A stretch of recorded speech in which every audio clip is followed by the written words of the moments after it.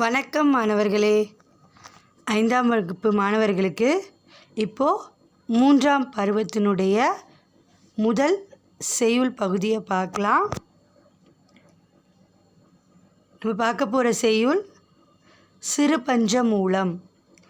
சிறு பஞ்சமூலம் அப்படின்னா இந்த பாடலில் பார்த்திங்கன்னா 5 விஷயங்களை ஒரு கருத்தாக எடுத்து வச்சு சொல்லியிருப்பாங்க. இதன் ஆசிரியர் பார்த்திங்கன்னா காரியாசன் கிடையாது, காரியாசான். நான் எப்படி உச்சரிப்பு அந்த ப்ரொனவுன்சியேஷன்லாம் பண்ணுறேன்றத கேர்ஃபுல்லாக நீங்கள் என்ன பண்ணணும், வாட்ச் பண்ணணும். ஓகேவா? பாடல் ஆசிரியர் பெயர் காரியாசான். நம்ம பார்க்க போகிற இந்த செய்யுள் பெயர் சிறு பஞ்சமூலம். கண் வனப்பு கண்ணோட்டம். கண் வனப்பு அப்படின்னா கண்ணுக்கு அழகான விஷயம் என்ன அப்படின்னா மற்றவங்க மேலே இரக்கம் படுறது, பாசம் கொள்வது, பரிவு காட்டுறது, அன்பு செலுத்துறது, இதெல்லாம் தான் கண்ணுக்கு அழகாக. நம்ம கண்ணில் நல்ல விஷயங்களையே எப்போதும் பார்க்கணும் அப்படின்னு சொல்கிறாங்க. கால் வனப்பு செல்லாமை. கால் வனப்பு அப்படின்னா கால் வனப்பு அப்படின்னா காலுக்கு எது அழகு அப்படின்னா பிறரிடம் எந்த ஒரு பொருள் வேண்டியும் என்ன பண்ணக்கூடாது, செல்லக்கூடாது. அதாவது பிச்சை எடுக்கிற மாதிரியான ஒரு செயலை செய்யக்கூடாது. அவங்களை நாடி நம்ம எந்த ஒரு விஷயத்தையும் செய்யக்கூடாது அப்படின்னு சொல்கிறாங்க. என் வனப்பு இத்துணையாம் என்றுரைத்தல். என் வனப்பு அப்படின்னா ஒரு ஆராய்ச்சி செய்கிறோம் அப்படின்னா அந்த ஆராய்ச்சிக்கான முடிவு, அதாவது சால்வேஷன் இதுதான் அப்படின்றத நம்ம என்ன பண்ணணும், கரெக்டாக சொல்லிடணும். சொல்யூஷன் இதுதான், இந்த ப்ராப்ளம்க்கு இந்த சொல்யூஷன் அப்படின்ற அந்த ஃபைனல் ஆன்சரை என்ன பண்ணணும், ஆராய்ச்சி செய்கிறவங்க கரெக்டாக சொல்லணும். ஆராய்ச்சி மட்டும் செஞ்சுட்டு இது இப்படியா இருக்குமோ அப்படியா இருக்குமோன்னு கேள்விக்குறியாக நிறுத்தக்கூடாது. அதை தான் இந்த பாடலில் என் வனப்பு இத்துணையாம் என்றுரைத்தல், இப்படி தான் இருக்குது, இதுதான் விஷயம் அப்படின்னு பர்ஃபெக்டாக சொல்லணும் அப்படின்னு சொல்கிறாங்க. பண் வனப்பு கேட்டார் நன்றென்றல். பண் அப்படின்னா இசை. பா போட்டு 3 சுழின்னு போட்டிருக்கு. பண் அப்படின்னா இசை.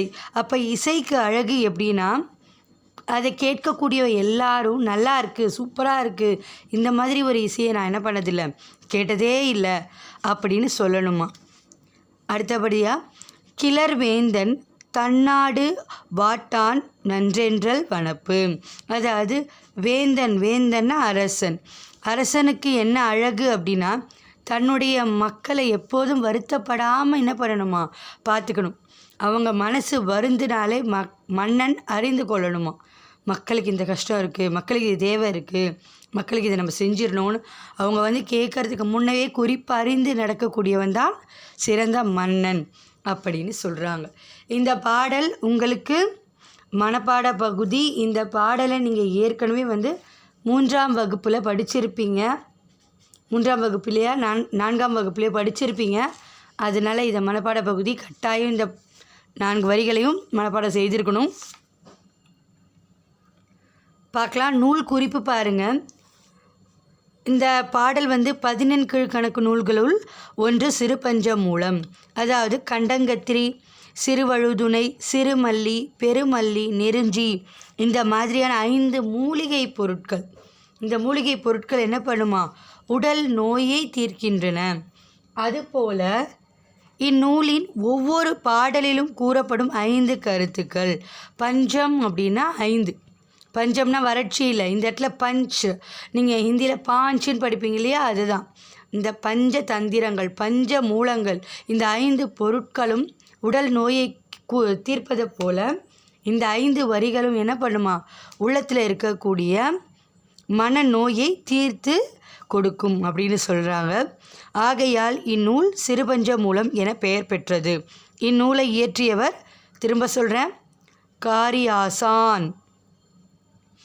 அடுத்தது பாடல் பொருள் கொடுத்துருக்கேன். கண்ணுக்கு அழகு இரக்கம் கொள்ளுதல், காலுக்கு அழகு பிறரிடம் பொருள் வேண்டி செல்லாமை, ஆராய்ச்சிக்கு அழகு இது இவ்வாறு முடியும் என்று உறுதி செய்து கூறுதல், இசைக்கு அழகு அதனை கேட்போர் நன்று என சொல்லுதல், அரசனுக்கு அழகு தன் நாட்டு மக்களை வருத்த மாட்டான் என்று பிறர் அவனை புகழ்ந்து கூறுதல். மாணவர்களுக்கு இங்கே சொல் பொருள் கொடுத்துருக்கேன். வனப்பு அப்படின்னா அழகு, கண்ணோட்டம் அப்படின்னா இரக்கம், இத்துணை இவ்வளவு, வேந்தன் அரசன், வாட்டான் வருத்த மாட்டான், பண் இசை. மாணவர்களுக்கு ஒரு சின்ன விஷயம், இந்த பாடல் அதோட தொடர்ச்சியாகவே இதற்கான வினாவிடையும் நான் அனுப்பிடுவேன் கிளாஸ் ரூம் ஆப்பில். நீங்கள் என்ன பண்ணணும், இந்த பாடலை பார்த்துட்டு இந்த வீடியோவை கேட்டுட்டு பின்னாடியே வரக்கூடிய அந்த கிளாஸ் வரைக்கும் கையோடு என்ன பண்ணிடணும், காப்பி பண்ணிடணும். ஏன்னா நமக்கு நிறைய நேரம் இன்மை காரணமாக தான், ஏன்னா நமக்கு ஷெட்யூல் சீக்கிரமாக முடிக்கிறாங்க இல்லையா, அதனால். நன்றி மாணவர்களே, மீண்டும் அடுத்த வகுப்பில் சந்திப்போம்.